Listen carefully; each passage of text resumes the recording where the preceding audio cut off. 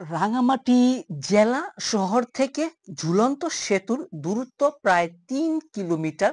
আর এখানে আপনি রাঙামাটি জেলা শহর থেকে মাত্র সিএনজিতে রিজার্ভ নিয়ে আসতে পারবেন এই ঝুলন্ত সেতুটি দেখার জন্য। সেখানে আপনাকে মাত্র ৬০ থেকে ৭০ টাকার ভিতরে আপনি একটি রিজার্ভ সিএনজি নিয়ে আসতে পারবেন এই সেতুটি দেখার জন্য।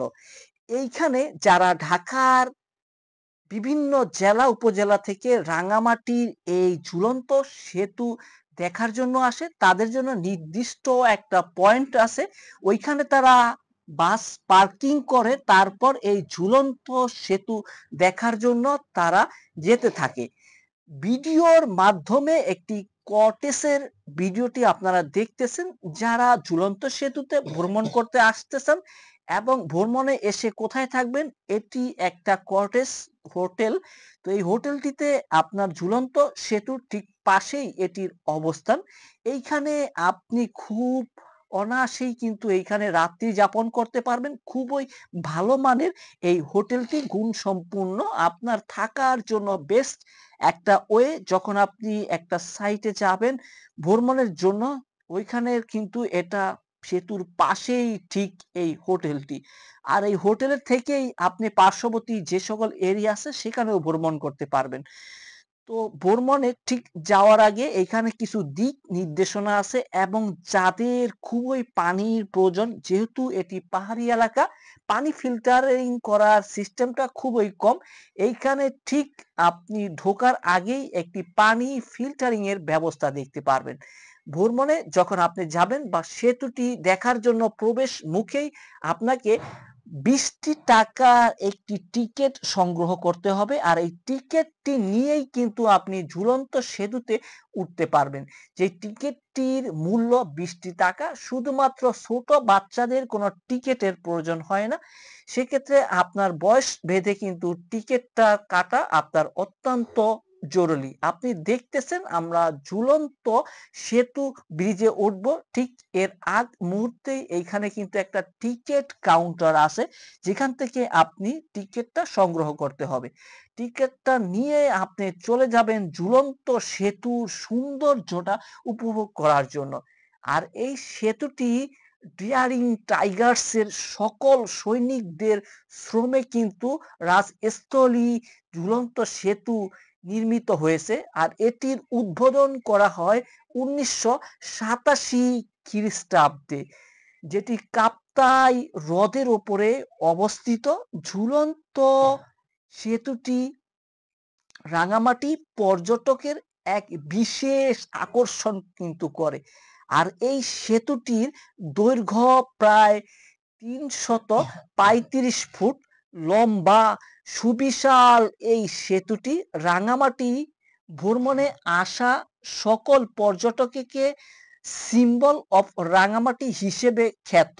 কাপ্তাই লেকের মধ্যে ২ টা পাহাড়কে একত্র করে দিয়েছে, সম্পর্ক গড়ে দিয়েছে এই ঝুলন্ত সুবিশাল সৌন্দর্যের এই সেতুটি। আর এই সেতুটির উপরে দাঁড়িয়ে আপনি সুবিশাল কাপ্তাই লেকের মনোরম একটা দৃশ্য, সেটা কিন্তু আপনি উপভোগ করতে পারবেন। নিচে ভিডিওর মাধ্যমে আপনারা দেখতেছেন লেকের উপরের সাইডটার কিছু ইঞ্জিল চালিত বোট রাখা আছে। ইঞ্জিন চালিত বোটগুলো প্রতি ঘন্টায় ২০০ থেকে ৩০০ টাকা ভাড়ায় পাওয়া যায়, যেগুলো দিয়ে আপনি কাপ্তাই লেকের যে মনোরম এবং সৌন্দর্য আছে সেটা কিন্তু উপভোগ করতে পারবেন।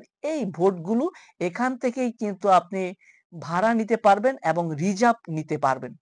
ঝুলন্ত ব্রিজ দেখতে যাবেন, আপনাকে অবশ্যই কিন্তু বর্ষার আগে যেতে হবে। বর্ষার সময় ঝুলন্ত সেতুর উপর দিয়ে কিন্তু পানি চলাচল করে, কারণ অতিরিক্ত বৃষ্টি হলে সেতুটি কিন্তু তলিয়ে যায়। তখন আর আপনি সেতুটি ভ্রমণ এবং পারাপার হতে পারবেন না।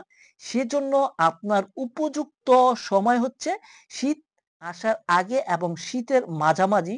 এই সময় যদি আপনি সেতুটি ভ্রমণ করতে যান তাহলে সবচাইতে পারফেক্ট সময় হচ্ছে এটি আপনার ভ্রমণের জন্য। ২ সাইডে যে ২ টা বড় এবং সুবিশাল পাহাড় দেখতেছেন, এই পাহাড়ের উপরে শিশুদের এবং বয়স্কদের জন্য বিশেষ একটি ব্যবস্থা আছে। পাহাড়ের একপাশে আছে বেঞ্চ রাখা, যেখানে পর্যটকরা গেলে সেই বেঞ্চে বসে তারা বিশ্রাম নেওয়ার কিন্তু একটা সুযোগ আছে। আর এই নীল পানি, নীল রাশির এই লেকের ভেতরে কিন্তু আপনি নেমে বোট যোগে ভ্রমণ করতে পারবেন। সুন্দর এই লেকটার মনোরম দৃশ্যটি কিন্তু আপনি উপভোগ করতে পারবেন।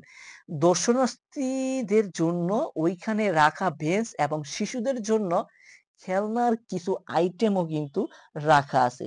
সুন্দর এই লেকের উপরে পাহাড়ের টিলার উপরে কিন্তু দর্শনার্থীরা আসলে এ ধরনের কিন্তু দোলনা এবং বেঞ্চ এবং শিশুদের জন্য কিছু স্লিপারের ব্যবস্থা করে রাখা আছে, যাতে দর্শনার্থীরা এখানে এসে একটু হলেও তাদের পরিশ্রমের জন্য তারা বিশ্রাম নিতে পারে। যেহেতু তারা বাংলাদেশের দূর দূরান্ত থেকে বিভিন্ন জেলা থেকে কাপ্তাই এই ঝুলন্ত সেতু এবং লেক ভ্রমণের জন্য যায়। ভ্রমণ পিয়াসু মানুষ তাদের জন্যই কিন্তু আমরা বিভিন্ন জেলা উপজেলায় গিয়ে আপনাদেরকে সুন্দর এই মনোরম দৃশ্যগুলো তুলে ধরার চেষ্টা করি।